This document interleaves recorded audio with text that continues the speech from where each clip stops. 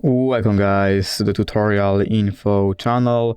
In front of me is Redmi Note 13 and in this video I am going to show you how to check battery temperature on this device.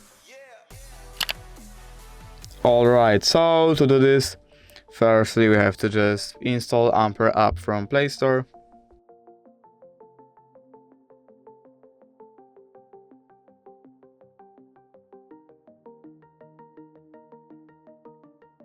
So you have to install this app. Now we can open the app.